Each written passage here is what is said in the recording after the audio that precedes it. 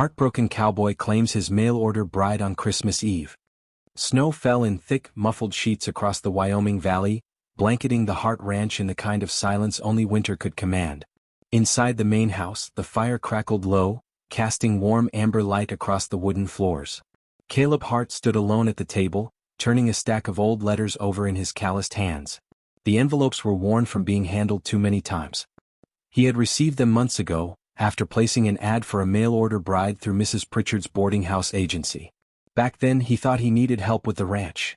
Someone to keep the house, tend the animals, maybe share quiet mornings over coffee.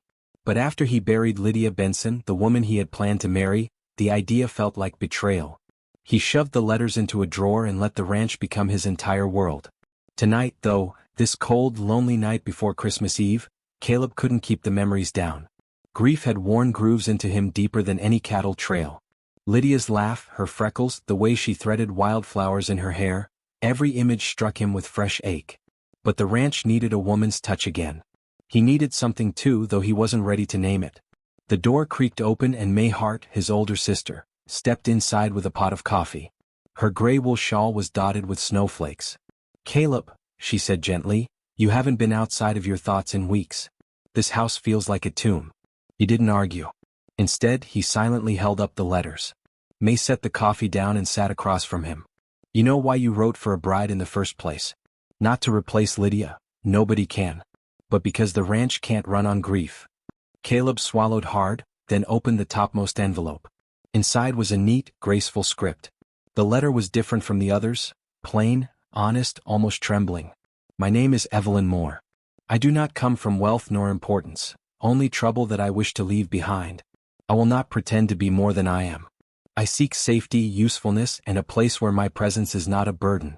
If you need a wife who will work hard and speak true, I will answer the call. Evelyn Moore." Caleb read the words twice, then a third time. Something in them tugged at him, not romance, not spark, but understanding. This Evelyn wasn't hiding behind pretty promises. She wrote like someone who had survived life, like someone who knew loneliness the way he did. May watched him closely. "Your heart's not broken forever, Caleb. It's just tired." He traced Evelyn's signature with the pad of his thumb. "I don't know if I can offer her anything worthwhile." "You can offer honesty," May replied. "And you can offer her your name, your home, and your protection. Most women crossing half the country for a stranger would count that as a blessing." The wind howled against the window panes. Caleb stared into the fire for a long moment, then stood abruptly and walked to the telegraph machine on the shelf. His hands shook, not from the cold but from the fear of choosing life again, choosing a future that wasn't wrapped in Lydia's memory. He typed slowly, hesitating over every word. "Evelyn Moore. I received your letter. You still will come. Caleb Hart." The message clicked off into the wire, out into the night. Caleb exhaled, chest tight and strangely light all at once. May reached out and squeezed his arm. "That wasn't betrayal, Caleb. That was courage." He didn't answer, but when he looked back at Evelyn's letter, the edges no longer felt like a burden. They felt like possibility. The Boston train station loomed like a cold iron beast beneath the gray December morning. Steam hissed across the platform, carrying scents of coal, leather, and the sharp bite of winter. Evelyn Moore stood at the edge of it all, clutching her small carpet bag with both hands. Everything she owned fit inside that worn bag. 2 dresses, 1 shawl, a sewing kit, her mother's old Bible, and the letter from Caleb Hart that had changed everything. The telegram he sent 3 days ago was folded neatly in her coat pocket. "You still will come. Caleb Hart." Those 4 words beat in her chest like a second heartbeat. Behind her, Boston was waking, the place where she had spent 24 years learning to keep her voice soft, her shoulders small, and her dreams smaller. A city of polished shoes, wealthy families, and expectations she could never fulfill. And a place ruled by Charles Whitford, the man she once thought would be her husband. Evelyn shuddered at the memory. She had broken off the engagement the moment she realized Charles wanted a wife who was quiet, decorative, and unquestioning. The day she walked away, his charming smile had cracked, revealing something cold and possessive underneath. "You will regret leaving me, Evelyn." Those words had followed her for months. The call of the conductor broke her thoughts. Westbound train. Last call. Evelyn stepped forward.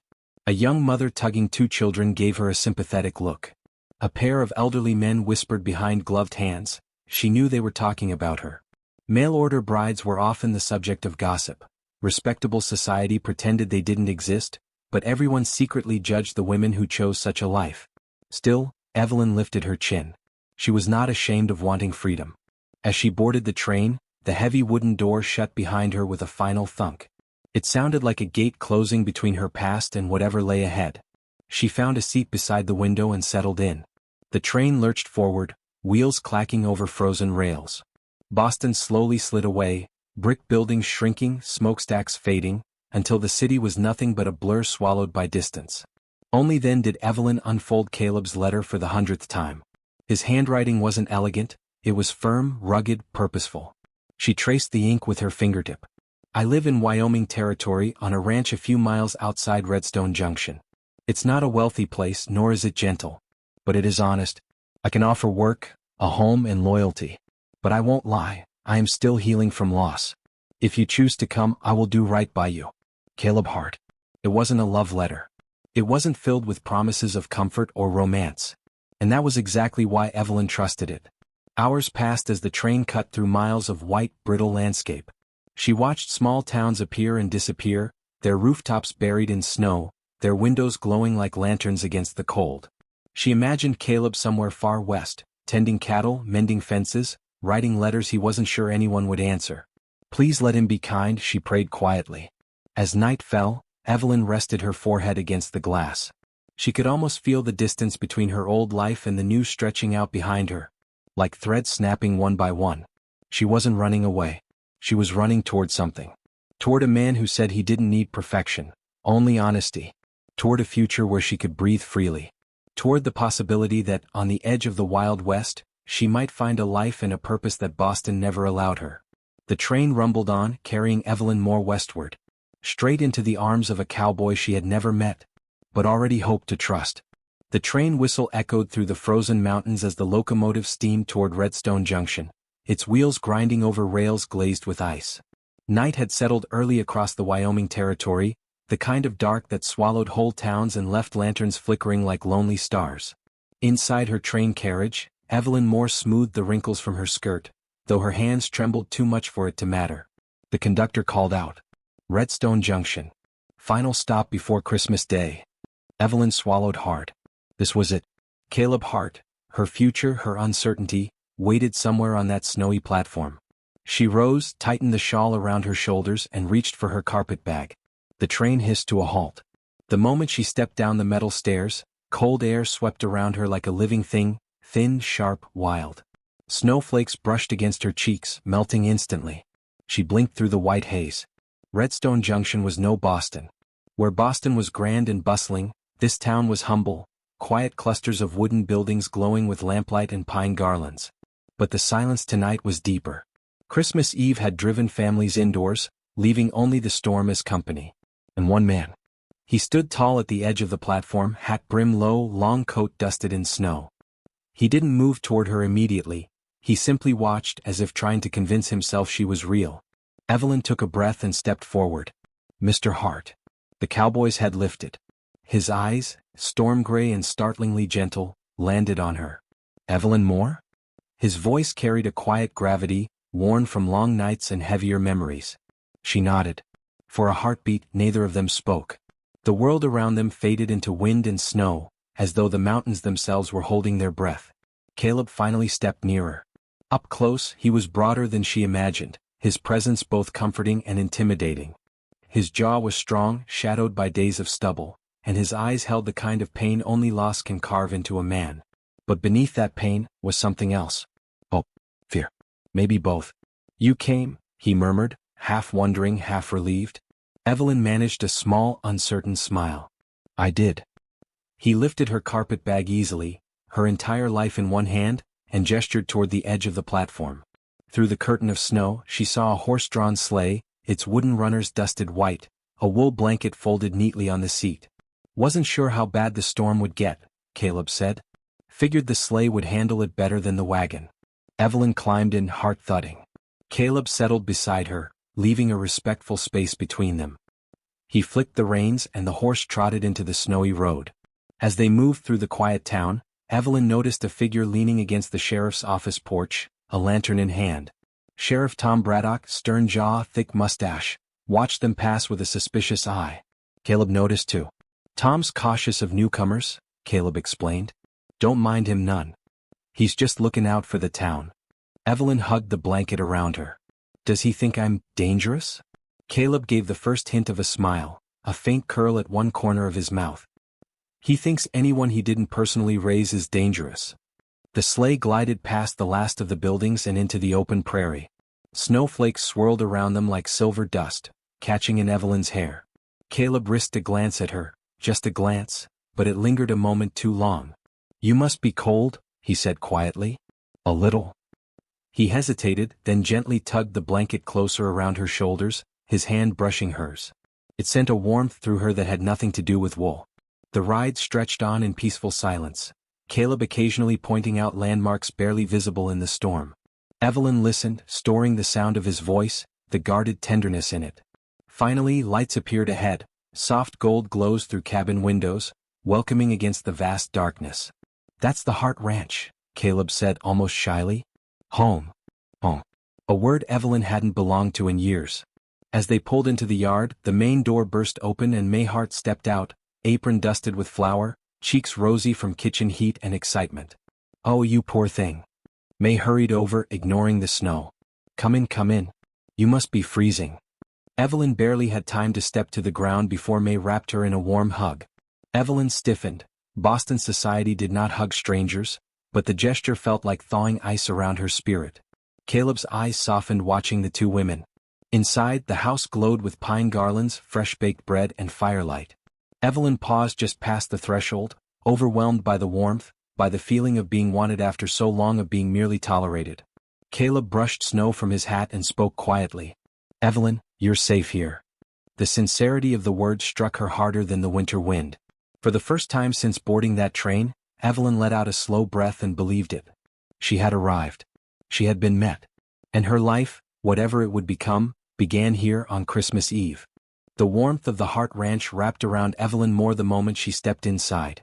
Fire crackled in the stone hearth, pine boughs hung from the rafters, and the scent of cinnamon and baking bread drifted through the air like a promise.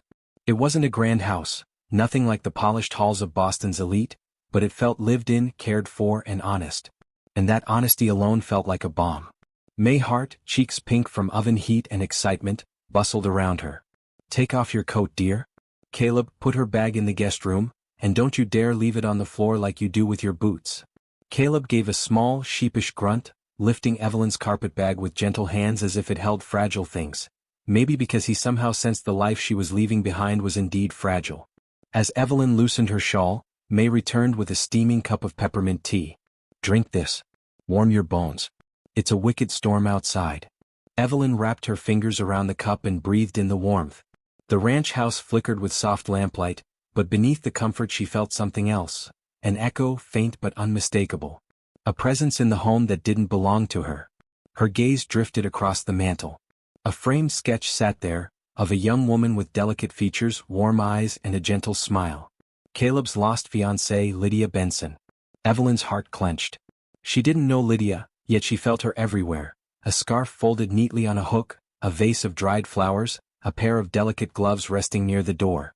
Lydia's memory lived in this house like a silent occupant. Evelyn didn't feel jealous. She felt humbled, and suddenly uncertain of where she fit in a place shaped by another woman's love. Caleb returned, hat in hand, hair dusted from melted snow. Your room's ready, he said quietly.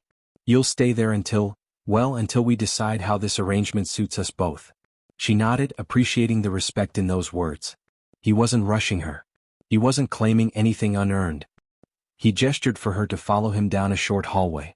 The wooden floor creaked beneath their steps. The ranch isn't much, but it's home, he murmured. Evelyn stepped into the small guest room. A quilt lay across the bed, handcrafted with careful stitches. A wash basin sat near the window and fresh towels were folded neatly on the chair. May must have prepared it with her own hands. Evelyn's throat tightened. It's lovely, she whispered. Caleb nodded but seemed distant, his eyes drifting toward the opposite side of the hallway, toward what Evelyn sensed was Lydia's room. The door was closed, the handle untouched, as though even the air around it had learned to tread softly. Caleb? Evelyn asked gently. He blinked, pulled from memory. Oh. You don't need to apologize for remembering her. Loss doesn't just vanish. He stared at her, then really stared. His eyes, gray as a winter storm, softened in a way she hoped was a good sign. No, he said quietly. It doesn't vanish. But I'm trying to make room for what comes next. That fragile honesty touched Evelyn deeper than she expected. May's voice suddenly called from the kitchen. Dinner's ready. And Caleb, wash your hands. Caleb sighed. She's been bossing me around since I was 2. Evelyn allowed herself a small smile. Then she's very good at her job. They returned to the kitchen where May had laid out a hearty meal. Roast chicken, potatoes, warm bread, and butter that tasted fresher than anything Evelyn had eaten in months. They ate together, conversation slow but comfortable. Evelyn dear, May said gently, how was your journey? Evelyn hesitated. Long, but hopeful. May smiled warmly. Caleb shifted as if the word hopeful sat strangely but not unpleasantly in his chest. After dinner, May prepared a tray with tea and invited Evelyn to sit near the fire. Caleb stayed standing, leaning on the mantel, watching the flames as though sorting thoughts he wasn't ready to speak. When May excused herself to finish evening chores, Evelyn found the courage to break the silence. May told me a little about Lydia, she said softly. Caleb stiffened. I'm not here to replace her, Evelyn continued. I know you aren't asking that. But I hope you know I respect what she meant to you. Caleb turned slowly, his face shadowed but honest. I don't expect you to be her, he said. I didn't think anyone else would ever step into this house again with kindness. With courage. Evelyn felt something warm unfurl beneath her ribs. I didn't think I'd find a place that could feel safe, she answered. The fire crackled louder as if punctuating their silence. Outside the wind howled. Snow pressed thick against the windows. But inside, the ranch felt like a cradle carved from warmth and aching possibility. As Evelyn made her way to the guest room that night, she paused at her door and looked back into the dimly lit hallway. Caleb stood at the far end, looking toward Lydia's closed room before slowly turning away. Evelyn whispered into the quiet. We're both learning to begin again. And for the first time in years she fell asleep with a sense of peace. A fragile peace, yes, but one that felt like the first spark of belonging.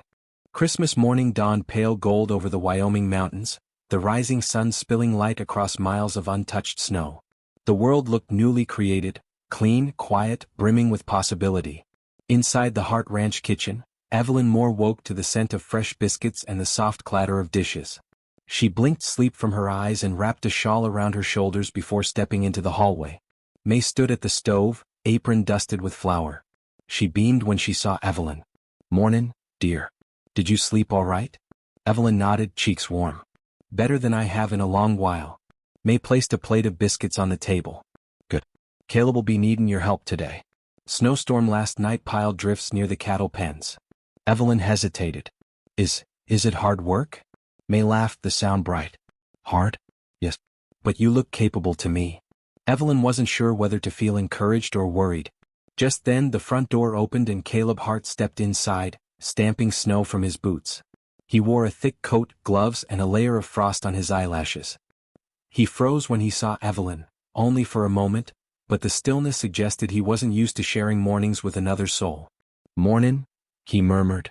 Merry Christmas, Evelyn replied, voice soft but sincere. Caleb paused as though the greeting touched something buried deep. Yeah, Merry Christmas. May poured him coffee. Take Evelyn with you today. Let her see the land. She needs to know the ranch she's joined. Caleb's brow lifted in surprise, but he didn't object. Instead he turned to Evelyn. You ever ride in deep snow? No, she admitted. But I learn fast. Something like admiration flickered in Caleb's eyes. All right then. Bundle up. The ride into the heart of winter. Minutes later, Evelyn found herself in the barn, surrounded by horses and the warm scent of hay and leather. Caleb saddled his gelding Titan with practiced movements. Evelyn watched silently until he handed her the reins of a smaller mare. This here's Daisy. Gentle as spring rain. He paused, then added, she'll take care of you. Evelyn smiled, stroking the mare's neck. Thank you. Caleb helped her mount, his hands steady at her waist. For a heartbeat, she felt the warmth of him even through her coat. The moment passed, but it remained between them like an unspoken truth. They rode out together into the glittering snowfields. The world was vast and white, mountains rising like guardians around the ranch. The cold bit at Evelyn's cheeks, but the beauty of the landscape stole her breath more than the wind ever could. You're quiet, Caleb said after a long stretch of silence. I'm taking it all in, she answered. It feels free. Caleb nodded. I used to feel like that out here. Before. He stopped himself. Lydia's name hovered unspoken between them. Evelyn didn't push. Instead she said, "It's beautiful. I've never seen anything like it." A small smile curved Caleb's lips. You really ain't from around here. No, she laughed lightly. Boston doesn't have much in the way of open sky. Well, Caleb said, voice gentler than she expected, you got sky enough for 10 cities here. At the frozen creek. They reached the fenced cattle pasture where snowdrifts had piled against the rails. Together they worked to shovel, stomp, and break apart the icy mounds. Evelyn struggled at first, the shovel heavy, the cold biting, but she didn't complain. Caleb watched her with growing respect. You don't back down, he said, impressed. I never could afford to, she replied simply. When they finished, they stopped at the edge of a frozen creek. The water beneath the ice glimmered faintly, twisting like trapped light. Caleb leaned against a boulder, catching his breath. Evelyn stood beside him, the silence between them strangely easy. Finally Caleb spoke, quiet, almost hesitant. I didn't expect you to come, after what I wrote. I thought the honesty might scare you off. Evelyn looked up at him. It didn't scare me. It comforted me. I've had enough of men who hide the truth. His jaw tightened as though imagining who she meant. Your letters hinted at hardship. She exhaled softly. Boston wasn't kind. My family wasn't kind. And the man I was promised to, he wanted obedience, not partnership. Caleb's eyes sharpened. Did he hurt you? Not with his hands, she said. But control can have many faces. Caleb looked away, fists clenching. If he ever comes here. He won't, she said quickly, though her voice held a tremor that betrayed uncertainty. Caleb stepped a little closer, snow crunching under his boots. You're here now. I'll make sure nobody harms you. The promise hung in the air, gentle yet fierce. Evelyn swallowed. I didn't expect to be wanted. Caleb turned to her fully then, his breath visible in the cold. I don't know what the future holds, Evelyn. But I can say this, I'm glad you came. Warmth spread through her chest, melting a layer of fear she hadn't realized she was still carrying. A soft wind swept over them, stirring flakes of snow around their boots. A return to warmth. When they arrived back at the ranch, May met them at the door, eyes sparkling knowingly. Well? May asked Caleb. Did she do all right out there? Caleb glanced at Evelyn, and something unspoken passed between them. She did more than all right, he said. May grinned and pretended to busy herself with the kettle, but Evelyn caught the way she slipped another sprig of mistletoe above the kitchen doorway. Evelyn pretended not to notice. Caleb noticed, and pretended not to notice harder. That night, as they sat by the fire sipping May's spiced cider, Evelyn felt something shift inside her. Not a grand declaration. Not a promise of love. But a beginning. Caleb caught her glance across the firelight, and for the first time since she arrived, he didn't look away. Outside, snow drifted softly over the ranch, but inside, beneath warm lamplight and cautious smiles, something in both their hearts began to thaw. The storm rolled in with a force Clara had never witnessed before in her life. New York winters were harsh, yes, but they did not swallow the world whole. Out here the blizzard howled like a living creature. By late afternoon, the Carter ranch had vanished behind a white curtain. The wind slammed against the cabin walls, rattling the shutters and sending icy gusts down the chimney. Elias secured an extra beam across the door while Clara gathered kindling, her heart pounding like a trapped bird. Storm came quicker than expected, Elias said, voice low but steady. We'll be snowed in till morning. Clara nodded as she fed more logs into the fireplace. The flames roared higher, sending warm light across Elias' tired, shadowed face. He'd been silent since their tense exchange that morning, when she confessed the runaway groom, the cancelled wedding, and the shame that drove her west. Yet instead of disgust or mockery, Elias had simply whispered, I'm sorry they hurt you. Now the storm seemed determined to trap them with all the truths left between them. A quiet dinner and the breaking point. By dinner time, the cabin felt small and strangely intimate. The stew simmered, filling the air with savory warmth. Clara set the table while Elias ladled portions into their bowls. He hesitated, fingers brushing the wooden spoon. Clara, he said, eyes searching hers, you didn't have to hide your past. Not from me. Clara swallowed. People have judged me harshly enough. I didn't want another man deciding I was a burden. Elias stiffened at that. I don't see you as a burden. His voice was rough. Honest. Almost pained. Clara looked down at her bowl, afraid of what she might see if she met his gaze too long. Then came the banging on the door. The sudden pounding startled them both. Elias was on his feet instantly, hand hovering near his revolver. Who in blazes? In this weather? He opened the door to find Sheriff Dale Mercer, snow-covered and shivering violently. Carter, Clara, thank heavens, the sheriff sputtered. Jonah came to the office. Said he saw riders heading toward your ranch before the storm hit.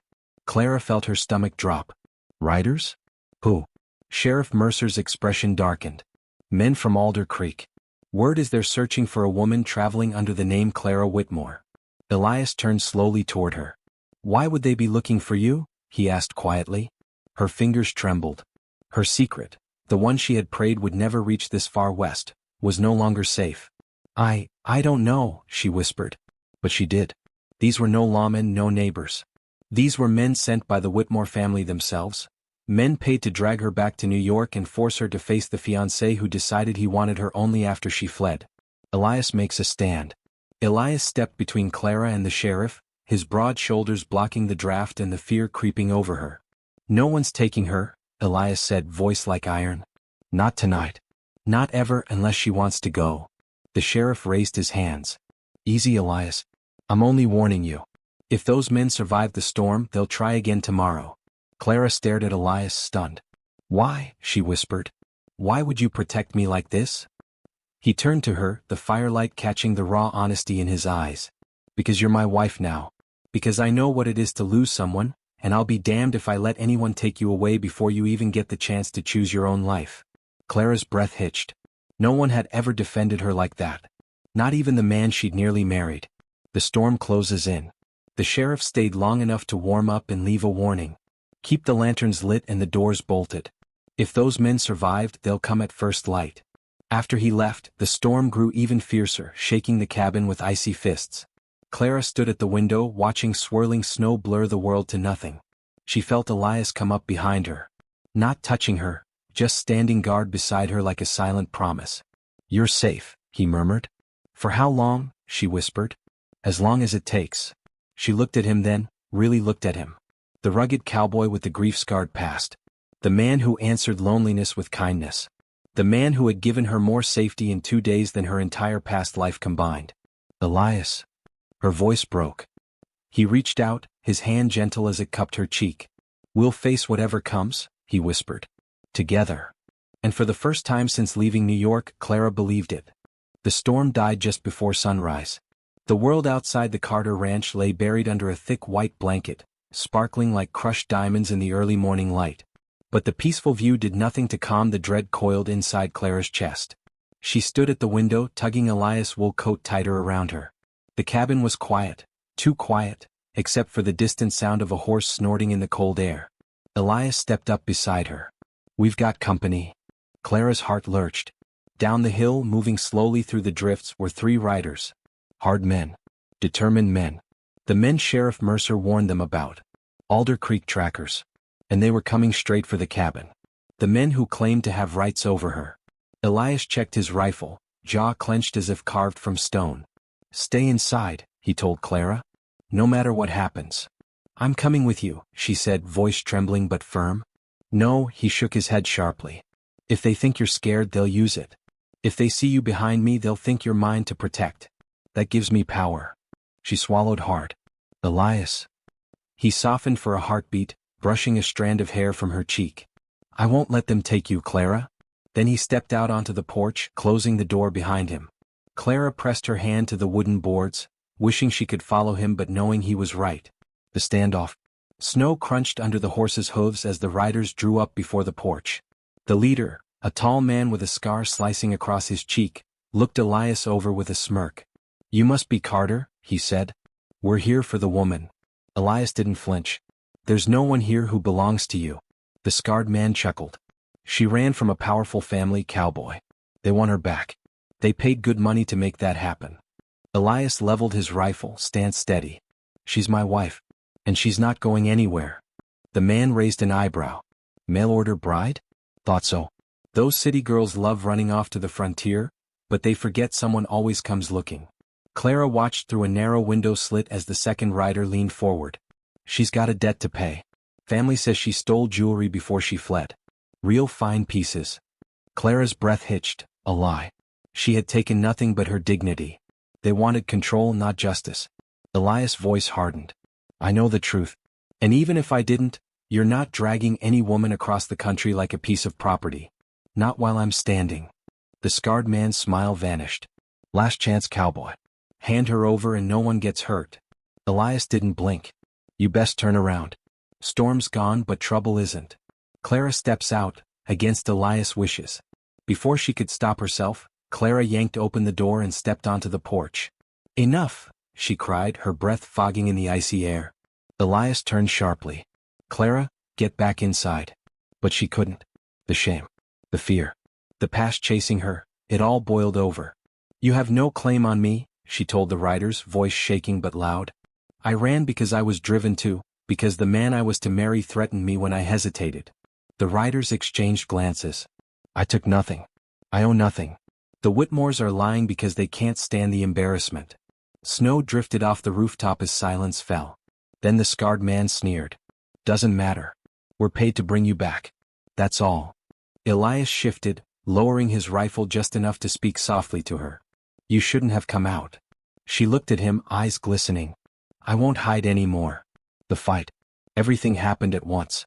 One rider reached for his gun. Elias moved faster. A shot cracked through the icy air. Snow burst off the fence post behind the riders. Next shot won't miss, Elias warned. The men shifted uneasily. They'd expected a grieving cowboy, not a man ready to defend his wife with the fury of a winter storm.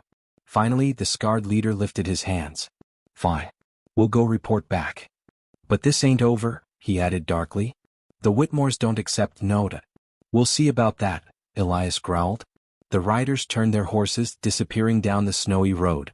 Elias kept his rifle raised until the last silhouette melted into the horizon. Aftermath, and the question that changed everything.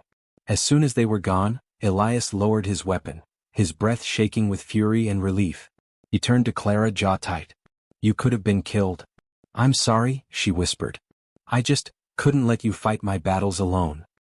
He closed the distance between them in 3 strides, hands gripping her shoulders, not roughly but firmly enough to show how deeply he'd feared losing her. You're not alone anymore, he said. Not while you're here. Not while you're mine. Her breath caught. Not because of fear, because of the truth in his eyes. Elias, what are we going to do? He exhaled slowly, his forehead touching hers in a gesture intimate enough to steal her breath. We make our stand, he said softly. And tomorrow Clara Whitmore becomes Clara Carter for real. Not just on paper. Her heart thudded so hard she felt dizzy. Was he proposing? Elias. He cupped her cheek, thumb brushing the cold from her skin. If you'll have me, he whispered. Clara's lips parted. Snowflakes fell silently outside the Carter ranch, blanketing the land in a soft, sparkling white. Inside, the cabin glowed with the warmth of the hearth, the scent of pine and the gentle crackle of firewood. The storm had passed, leaving a frozen world that looked almost magical in the soft light of Christmas night. Clara Whitmore sat by the window, her hands wrapped around a mug of spiced cider. Outside, the snow stretched to the horizon, untouched and perfect. For the first time in years, her heart felt like it could breathe freely. Elias Carter entered quietly, carrying a small bundle of wood. His rugged features were softened in the firelight, eyes wary but tender as they met hers. He set the wood in the hearth, the flicker of flames dancing across his face. Cold? He asked softly. A little, Clara admitted. But it feels right. Safe. Elias smiled, the kind of smile that could melt even the harshest winter. Good. That's the way it should feel when you're home. The proposal. Elias stepped closer, brushing a stray lock of hair from Clara's face. His hand lingered, warm against her cheek. She shivered, not from the cold but from the intensity of the moment. Clara, he said quietly, voice low, steady, but edged with emotion she'd never heard before. You've been through so much, running, hiding, fighting for a life you deserved. But you don't have to fight anymore, not with me. Clara's breath caught. He had always been her protector, her anchor, but this was different. This was his heart laid bare. I don't know what to say, she whispered. You don't need to say anything, he replied. I just need you to know the truth. I want you to be mine. Officially entirely if you'll let me. He reached into his coat pocket and pulled out a simple silver ring, its band smooth and unadorned, catching the firelight like a shard of the winter sun. Clara Whitmore, he said, dropping to one knee, will you marry me? Will you be my wife and stay here, with me, forever? Tears brimmed in Clara's eyes. She had imagined so many scenarios, so many men proposing for the wrong reasons, but never like this. Never with honesty, respect, and a promise that wasn't about possession but protection. Yes, she breathed, trembling. Yes, Elias. I will. The wedding in the snow. By midnight, the storm-swept world outside glimmered under a full moon. The Carter Ranch was quiet but alive with purpose. Mrs. Hargrove, the kindly neighbor who had helped Clara settle in, acted as an informal witness. Sheriff Dale Mercer had also arrived, standing respectfully in the background, a small smile playing on his weathered face. Elias and Clara exchanged vows by the fire, simple words spoken in honesty and love. The cabin felt larger than ever, stretching to hold the weight of their commitment, their shared grief and the promise of a future together. I, Elias Carter, he said, voice strong and certain, take you, Clara Whitmore, to be my lawfully wedded wife. In joy and hardship, in snow and sun, I promise to stand by you, protect you and love you for all my days. Clara's voice was soft but unwavering. I, Clara Whitmore, take you, Elias Carter, to be my husband. I promise to honor, trust and love you, through every storm and every calm. Today, tomorrow and all the days after, I choose you. Mrs. Hargrove handed them the silver rings. Elias slipped his onto Clara's finger. She returned the favor with a hand that was trembling with happiness. The fire crackled and outside, the wind had softened to a gentle whisper. For the first time in their lives, both felt the weight of loneliness lift. A new life begins. After the ceremony, Elias lifted Clara into his arms. Snowflakes landed on their coats and hair, tiny prisms catching the firelight. He carried her to the sleigh waiting outside, the same one that had brought her to the ranch weeks ago. This time, however, it carried them toward a shared life, not uncertainty. Home, he murmured against her hair. Home, she repeated, resting her head on his shoulder. They rode across the glittering snowfields, the moonlight reflecting off the ice-crusted trees. The ranch stretched before them, vast and wild, but filled with warmth, laughter and love. Elias squeezed her hand.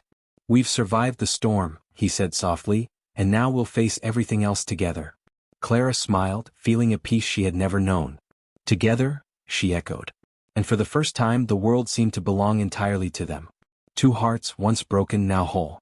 A cowboy and his bride, claimed by love on Christmas night. The snow fell softly around the ranch, sparkling like the beginning of 1,000 new tomorrows.